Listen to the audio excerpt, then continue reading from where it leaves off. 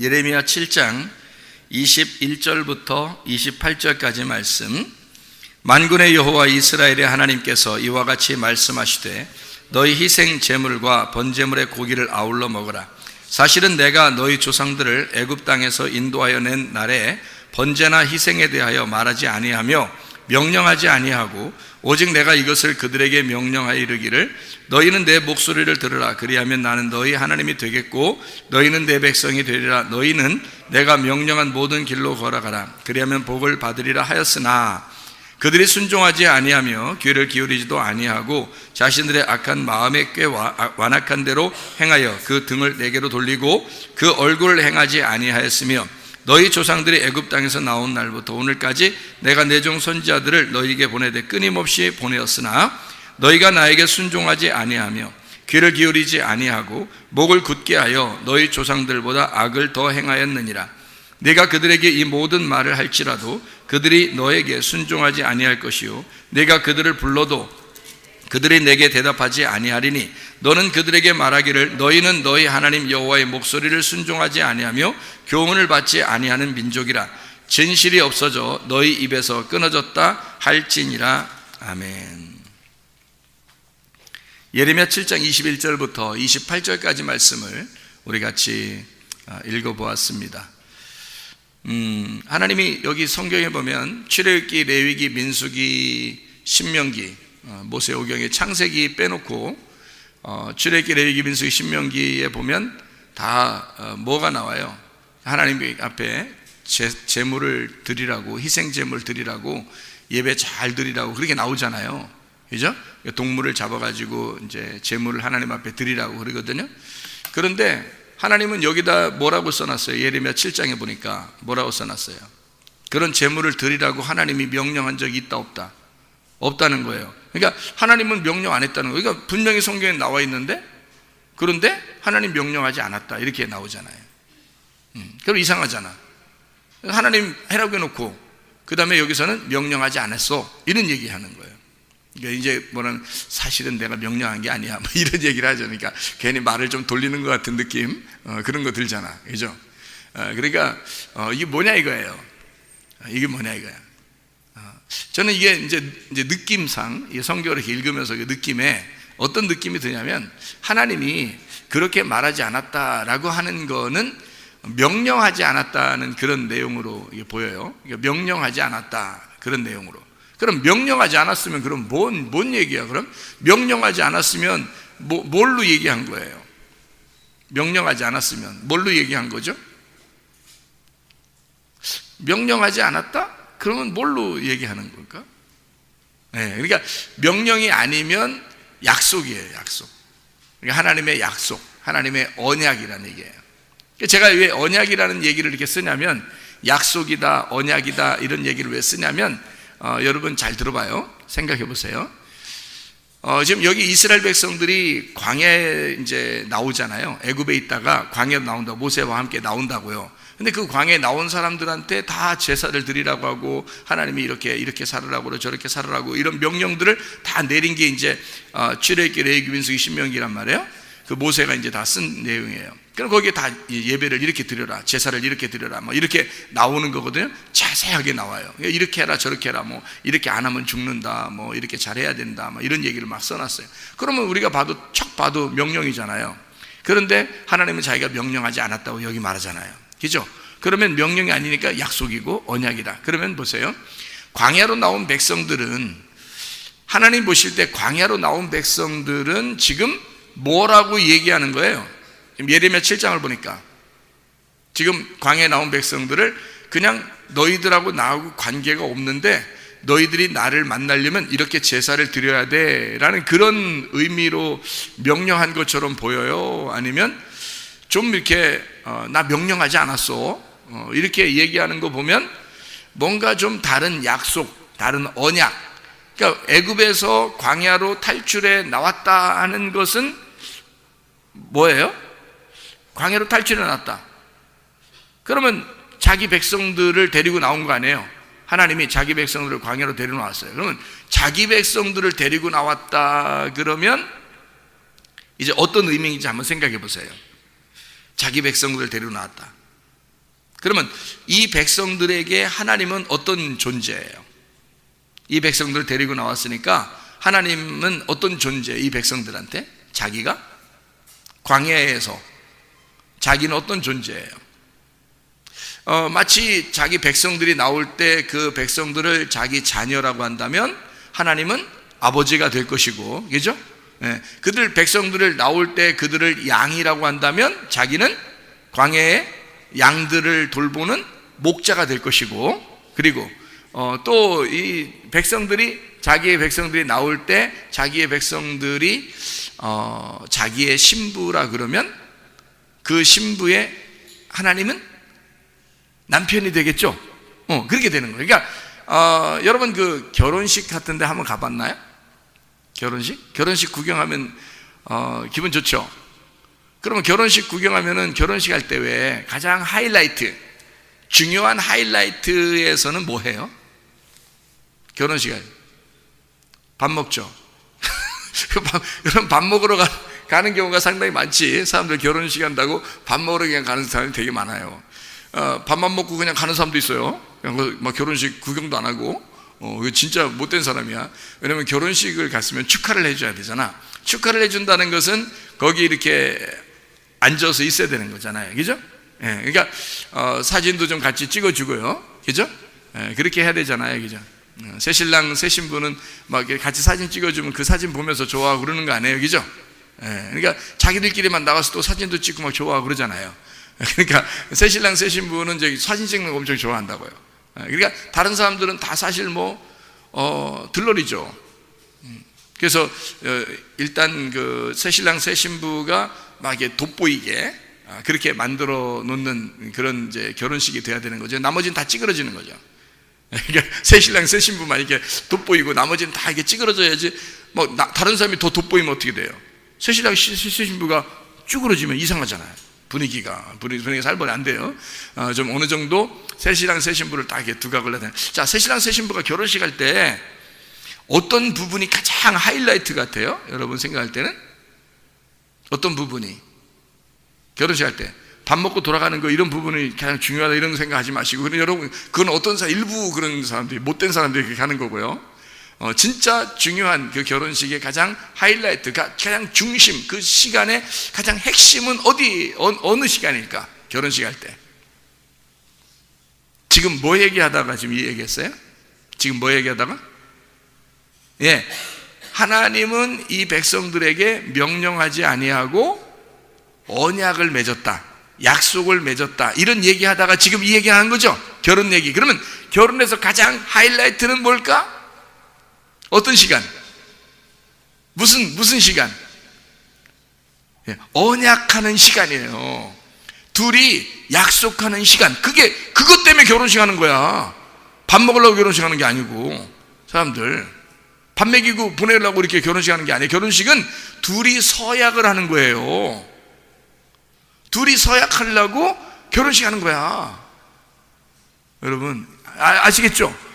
이 서약하려고 결혼식 하는 거야. 그러니까 둘이 결혼식 할 때 말이에요. 결혼식 할 때 서약을 하는데, 자, 남편은 신랑 누구누구는 신부 누구누구를 맞이하여 정말 사랑하겠습니까? 이렇게 물어봐요. 자, 이걸 물어보고 여기서 이제 얘기를 하죠. 대답하죠. 네, 사랑하겠습니다. 이렇게 하잖아요. 그죠? 그러면 신부 누구누구는 신랑 누구누구한테 순종하며 잘 이렇게 따르고 그러겠습니까? 그러면 네, 잘하겠습니다. 이렇게 얘기하잖아요. 그죠? 그래서 이거를 갖다 주례자가 물어볼 때 신랑 누구누구는 신부 이런 것한테 이렇게 사랑해야 돼? 이렇게 명령하는 거 있어요? 그걸 못 들어봤죠? 신부 누구누구는 신랑 누구한테 복종해! 이런 얘기 들어봤어요? 못 들어봤어요? 잘 못 들어봤죠?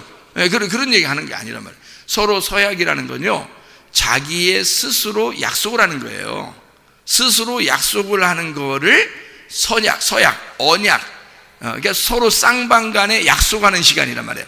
결혼식이라는 게 가장 중요한 시간이 뭐냐면 서로가 약속하는 거예요. 그 시간이에요. 약속하는 시간이란 말이에요. 명령하는 시간이 아니죠. 네, 신랑이 신부한테 명령하는 시간이 아니란 말이에요. 신부가 신랑한테 명령하는 시간이 아니에요. 무슨 시간이에요? 결혼식은. 예, 약속하는 시간이에요. 그러면 자, 결혼이라고 하는 건 전혀 모르는 사람이 결혼해요? 둘이 진짜 잘 아는 사람끼리 결혼해요? 여러분, 잘 아는 사람들끼리 결혼하죠? 그러면 잘 아는 사람들끼리니까 막 모르는 사람인데 막 데려다 놓고 막 명령하고 막 결혼식 할 때 그렇게 하는 사람 못 봤잖아요. 잘 아는 사람이니까 둘이 서로가 스스로 자기의 약속을, 서약을 하는 시간을 갖는단 말이에요. 그죠? 그게 결혼 서약이라 하는 거예요. 결혼 서약, 결혼 언약이라 그래요. 결혼 약속이라 해요. 어떤 사람들끼리 결혼해요? 잘 아는 사람들끼리. 모르는 사람하고 결혼하는 게 아니란 말이에요. 오늘 초면입니다. 이러면서 신랑 신부가 서로 인사하면 맞절, 네, 오늘 초면입니다. 이러면서 결혼식 한 사람 없잖아요. 그러니까 미리 먼저 만나고 그래도 이렇게 서로 얘기도 해보고 이렇게 결혼하는 거 아니에요.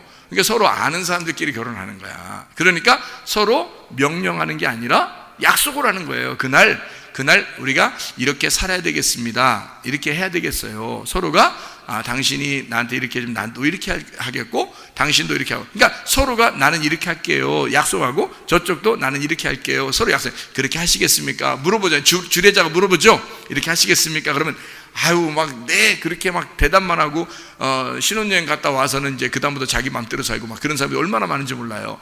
약속을 깨버리는 겁니다. 그죠? 약속을 깨버려요. 그래서 제가 우리 교회 다니는 그 신랑들한테는 제가 물어봐요. 한 번씩. 남자들한테는 결혼하면 한 번도 화 안 낼 수 있겠습니까? 이렇게 물어봐요. 그게 저보다 어리니까 어린 청년들한테 이렇게 물어봐요. 결혼하게 되면 한 번도 짜증 안 내고 화 안 낼 자신 있느냐? 이렇게 물어봐요. 그러면 결혼해라. 만약에 화 날 것 같다 그러면 결혼하지 마라. 결혼을 한 번도 화내지 않을 자신이 있다 그러면 결혼해라. 이 얘기를 제가 총각들한테 꼭 물어보거든요. 잘 물어보는 거죠, 그죠? 그게 얼마나 중요한 얘기야. 그것만 잘 지켜도 여자들이 얼마나 행복하겠어요, 그죠? 그러면 화 한 번도 안 내는 신랑과 함께 사는 신부는 남편에게 정말 복종하고 사랑하고 그러지 않겠습니까? 그죠? 당연한 거지. 그래서 남자들한테만 물어보는 거예요. 여자들한테는 화 한 번도 안 내고 결혼 생활 했으면 이거는 진짜 지키기 어려워요. 여자들은 지키기 어려운 거니까. 이거는 뭐 대답은 목사님이니까 목사님 앞에서 네 이렇게 얘기해도요 그건 뭐 못 지키게 돼 있는 거예요. 여자들은요. 여자들을 정말 내가 비하해서 하는 얘기인데요 여자들은 지키기 어려워요. 그러니까 남자들한테 물어보는 거야. 남자들 자신 있냐? 응? 화 한 번도 안 낼 자신 있냐? 그러니까 목사님도 화 한 번 안 내고 내가 사니까 그러면 너희들도 화 안 내고 살 자신 있으면 결혼해라. 그렇지 않으면 결혼하지 마라. 이렇게 자신 있게 얘기를 한단 말이에요. 그러니까 그런 이제 마음을 가지고 결혼해야 된다. 자, 보세요. 결혼하게 되면 결혼하는 서약이 가장 중요한데 그 서약에서 명령을 하느냐 아니면 약속을 하느냐. 결혼 명령이라고 그래요. 결혼 서약이라고 그래요. 결혼 서약이라고 그러죠. 결혼 명령이라고 쓴 데는 없더라고. 주례자가 이렇게 주례 결혼서 이게 결혼서 이렇게 주거든요. 이렇게 써가지고 사인해주고 이제 주는데 그게 이렇게 거기 보면은 결혼 명령 이렇게 쓴 데가 없더라고요. 다 결혼 서약이라고 썼어요. 결혼 언약 이런 걸로 써 있어요. 그러니까 약속이죠, 그죠? 서로가 약속을 하는 거예요. 나는 이렇게 살겠습니다. 나는 이렇게 살겠습니다. 하고 약속을 하는 거거든요. 그게 얼마나 좋은지 몰라요. 자, 그러면 성경에서 제사를 드려라. 희생 제물을 드려라 라고 얘기하는 것은 하나님의 명령일까 서약일까? 네, 약속이라는 거죠. 그런 면에서 약속이라는 거예요. 제가 얘기하는 거는. 그러니까 애굽에서 이스라엘 백성들을 끌어낼 때 일단 광야로 데리고 나왔을 때 하나님은 이스라엘 백성들을 뭐라고 여기냐면 양들을 데리고 나왔다. 자기 양들을 데리고 나왔다. 이렇게 생각하고요. 자기 자녀들을 데리고 나왔다 이렇게 생각도 하고요. 자기 아내를 데리고 나왔다, 자기 신부를 데리고 나왔다 이렇게 생각한단 말이에요.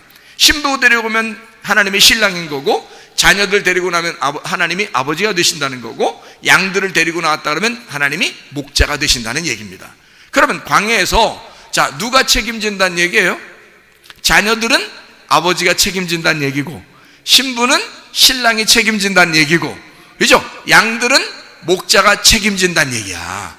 그러니까 양들한테 뭐라 그러냐면, 양들한테 야, 니네 말이야, 광야로 나오면 이렇게 해야 돼. 목자가 아무리 명령해도 말해요, 양들이 못 알아들어요. 양들이 못 알아들어. 못 알아들어. 그래서 그냥 목자 혼자 약속을 하는 거예요. 그냥 양들하고 같이 목자 혼자 약속을 하는 거야. 자녀들한테도 마찬가지야. 뭐 어린 애들한테 어른 아버지 엄마가 뭔 명령을 내려요? 약속을 하는 거죠. 그냥 아빠 엄마가 널 책임질 거야 이러면서 약속하고 이렇게 해줄게, 그런 거 하는 거죠. 신부한테 신부가 뭘 알아서? 신부가 뭘 알아, 여러분? 응?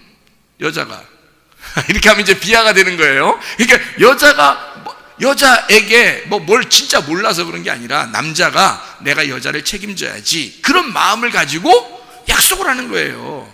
그게 이제 신랑의 약속이라는 거죠. 그러니까 명령이 아니라 약속이다. 다시 말하면 광야에 나온 백성들을 명령으로 생활하라고 하지 않고 언약으로, 결혼 서약으로 너희들 이렇게 약속하며 우리 서로 사랑하면서 살지 않겠냐 하면서 데리고 나온 거지, 명령이 아니었다, 이런 얘기를 지금 하고 있는 거예요. 사랑해서 약속하는 거야, 이런 말이에요. 그러니까 명령하는 게 아니고, 나는 너희들 이거 안 하면 너희들 죽일 거야, 막 패버릴 거야, 막 이런 명령이 아니고, 나는 너희들 정말 사랑하니까 광야에 나온 너희들과 함께 서로 약속하는 거야. 내가 너무 사랑하니까 서로 약속하자. 이건 결혼 관계야, 결혼 관계. 그래서 너희들 일단 데리고 나오면 내 백성으로 데리고 나온 거야, 내 아내로 데리고 나온 거야, 내 자녀로 데리고 나온 거야. 그러니까 결혼이야. 그러니까 이건 서로의 언약이고 약속인 거지. 무슨 말인지 알겠죠? 자, 명령이 아니고 약속입니다. 그러니까 하나님은 여기 성경에 나와 있는 모든 것들이 사실은 알고 보면 하나님은 명령한 것이 아니라, 하나님은 나를 사랑해서 주신 약속들이 구약의 말씀이라는 거예요. 그러니까 구약의 말씀 어떻게 보면 막 무섭잖아요. 막 이렇게, 아니면 막 패 죽일 거야, 막 이런 얘기 막 써있고 막 이러잖아. 무섭잖아요. 근데 알고 보면 하나님이 사실 우리를 막 미워서, 너 잘못하면 미워할 거야, 너 내 말 안 들으면 패버릴 거야, 막 이런 의도가 아니란 말이에요. 너와 내가 서로 사랑하는데 서로의 책임을, 사랑이라는 건 쾌락이 아니라, 사랑이라는 건 서로의 책임이라는 게 있잖아. 그러니까 우리가 서로 책임을 지자는 그런 얘기고, 서로 통제하고 서로 질책하고 서로 다스리는 그런 다스림 속에, 통치 아래에 있는 것, 그런 약속을 서로가 하자, 그런 말씀들이란 말입니다. 자, 이해가 되겠죠? 그러니까 한마디로 말하면 하나님이 우리를 섬겨주겠다. 왜? 우리가 못하니까. 우리가 할 수 있는 게 아니란 말이에요. 자, 우리가 하나님을 섬길 수 있겠어요? 못해요. 하나님이 다 하신 거야. 그래서 하나님이 너희들 못하니까 내가 내 아들을 보낼 거야, 이 땅에. 그래서 내 아들을 보내서 내 아들이 나에게 100% 순종할 수 있도록 만들어 줄 거야. 그리고 그 100% 순종한 아들을 너희들은 따라오기만 하면 돼. 그 양을 따라오면 돼. 첫 번째 양이니까, 이 어린 양, 첫 번째 양을 따라오면 돼. 예수님을 따라가면 돼. 너희들은 예수님이 그렇게 순종하면서 갈 테니까 너희들은 뒤에서 쭉, 양들은 쭉 앞에 있는 우두머리 양을 쭉 따라오면 된다, 그런 얘기죠. 그러니까 예수님이 십자가 지고 가셨으니까 너희들도 너희 십자가를 지고 쭉 따라오면 돼. 그냥 순종은 누가 할 거니까?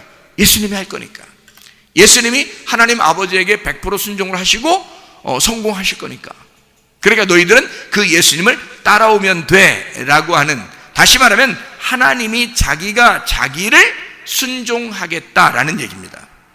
우리가 순종할 수 없으니까. 그게 빌립보서 2장 7절의 말씀입니다.